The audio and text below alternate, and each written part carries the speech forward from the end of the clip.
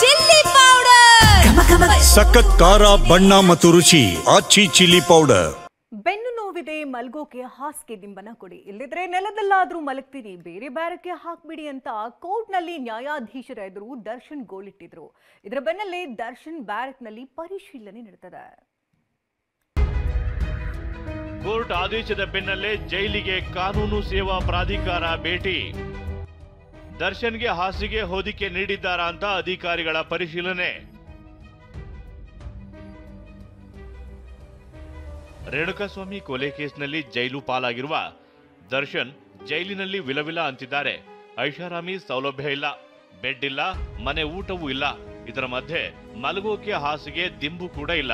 ಹೀಗಾಗಿ ವಿಷಾನಾದ್ರೂ ಕೊಟ್ಬಿಡಿ ಅಂತ ದರ್ಶನ್ ಅಂಗಲಾಚಿದ್ರು. ಬಳಿಕ ದರ್ಶನ್ಗೆ ಹಾಸಿಗೆ ಮತ್ತು ದಿಂಬು ಕೊಡುವಂತೆ ಕೋರ್ಟ್ ಆದೇಶಿಸಿತು. ಆದ್ರೆ ದರ್ಶನ್ಗೆ ಜೈಲಲ್ಲಿ ಸವಲತ್ತುಗಳನ್ನ ನೀಡ್ತಿಲ್ಲ ಅಂತ ದರ್ಶನ್ ಪರ ವಕೀಲರು ಅರ್ಜಿ ಹಾಕಿದ್ರು. ಹೀಗಾಗಿ ಕೋರ್ಟ್ ಆದೇಶದ ಬಳಿಕ ಕಾನೂನು ಸೇವಾ ಪ್ರಾಧಿಕಾರದ ಅಧಿಕಾರಿಗಳು ನಿನ್ನೆ ಪರಪ್ಪನ ಅಗ್ರಹಾರ ಜೈಲಿಗೆ ಭೇಟಿ ನೀಡಿದ್ರು.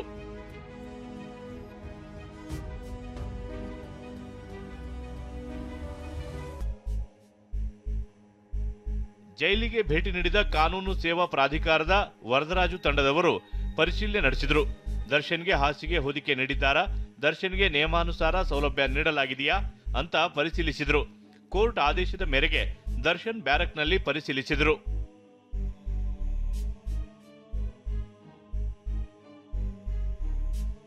ಅಕ್ಟೋಬರ್ 18ರೊಳಗೆ ಕಾನೂನು ಪ್ರಾಧಿಕಾರದ ಅಧಿಕಾರಿಗಳು 57ನೇ ಸೆಷನ್ಸ್ ಕೋರ್ಟ್ಗೆ ವರದಿ ಸಲ್ಲಿಸಲಿದ್ದಾರೆ.